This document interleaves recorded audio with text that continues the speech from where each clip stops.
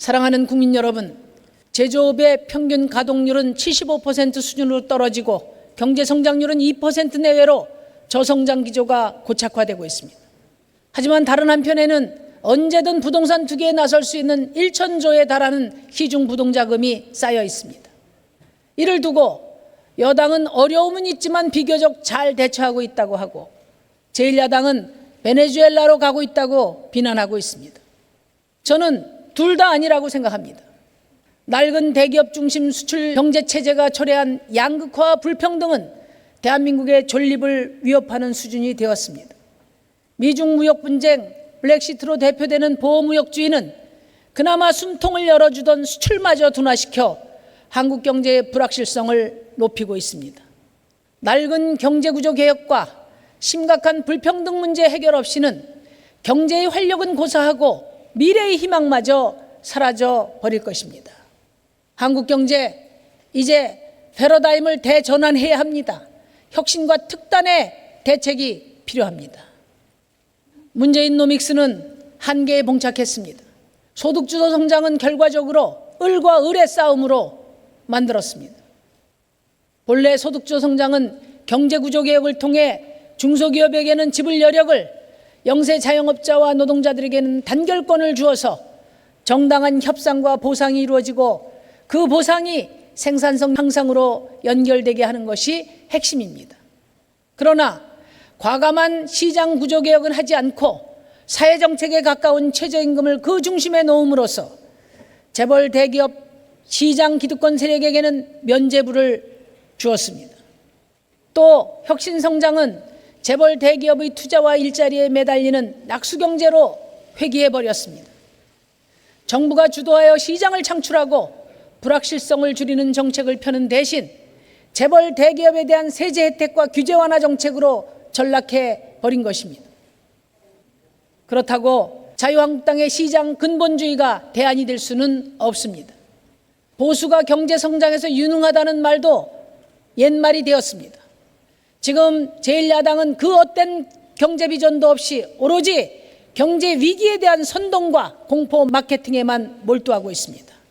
얼마 전 자유한국당이 발표한 민부로는 10년 전 사망 선고가 내려진 시장 만능주의를 관 속에서 다시 끄집어낸 것입니다. 자유한국당이 말하는 시장의 자유는 오직 소수 특권층만의 자유입니다. 노동 기본권을 유린할 자유, 중소기업과 자영업자를 착취할 자유에 불과합니다. 자유한국당의 민부론은 부자들만 더 부유하게 만드는 1%의 민부론이자 국민 민폐론입니다.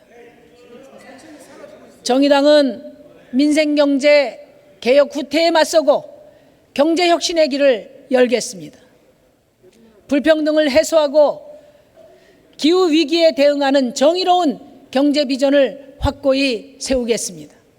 첫째, 과감한 경제민주화와 시장 구조개혁이 필요합니다. 납품 단가 후려치기, 기술 탈취, 일감 몰아주기 등 중소기업을 노예기업으로 만드는 불공정 거래를 과감히 청산해야 합니다.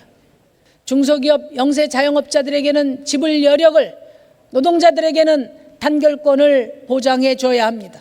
그렇게 아래로부터 생산성과 구매력을 키워 경제를 선순환시키고 공정한 보상체계가 작동할 때만이 제대로 된 혁신이 시작될 수 있습니다. 둘째, 확장 재정정책과 혁신가형 국가로 경제 활력을 되찾아야 합니다. 저는 정부 경제정책의 치명적 결함이 정부 출범 이후 지속된 긴축 재정정책이라는 점을 지적하고 확장 재정정책으로 전환할 것을 여러 차례 촉구한 바 있습니다. 뒤늦게나마 정부가 확장적 재정정책의 기조를 제시하게 된 것은 다행입니다. 자유한국당은 2020년 513조 예산안을 두고 재정폭탄이라고 말하고 있습니다. 디플레이션이 우려되는 상황이라면서도 확장 재정이 맞냐 틀리냐를 하는 논란만 벌이는 것은 그야말로 시대착오적인 것입니다. 이제 정부와 정치권은 과거 고도성장기 인플레이션 우려에 따른 균형 재정론의 신화를 과감히 버릴 때가 되었습니다. 경제 활력을 위해서는 충분한 재정 확장이 준비되어야 합니다. 문제는 어디에 어떻게 쓸 것인가, 뚜렷한 목표와 전략이 있어야 한다는 것입니다. 정부가 시장 위험을 부담하면서 대규모 공공투자와 시장을 창출하는 혁신가형 국가로 탈바꿈되어야 합니다. 단순히 시장 실패를 교정하는 데 머무르는 것이 아니고 적극적인 수요 정책과 투자, 그리고 때론 시장 경쟁에도 참여하여 한국 경제의 혁신과 활력을 주도해 나가야 합니다. 셋째, 전환과 번영의 신경제, 그린 뉴딜을 제안합니다. 지금 세계 선진국들은 탄소 경제 시대의 마감을 향해 달려가고 있습니다. 박정희 대통령은 경부고속도로로 산업화를 이루었습니다. 김대중 대통령은 정부와 고속도로로 정보통신혁명을 이끌었습니다. 저와 정의당은 생태환경 고속도로를 놓아 그린 뉴딜 혁명을 이끌겠습니다. 2050년까지 탄소 배출을 제로로 만드는 넷 제로가 글로벌 스탠다드로 확산되고 있습니다. 우리 에너지 정책 또한 이 같은 세계적인 흐름에 발맞춰 획기적인 전환이 필요합니다. 넷째, 2030년 친환경 국민 전기차 시대를 열어냅시다. 대도시 내연기관 차량 진입 금지 등 강력한 정부의 수요 견인 정책으로 전기차 시장을 창출해야 합니다.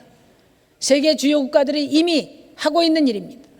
지역별 생산 네트워크를 구축해서 전기차를 공급하는 산업 정책도 마련해야 합니다.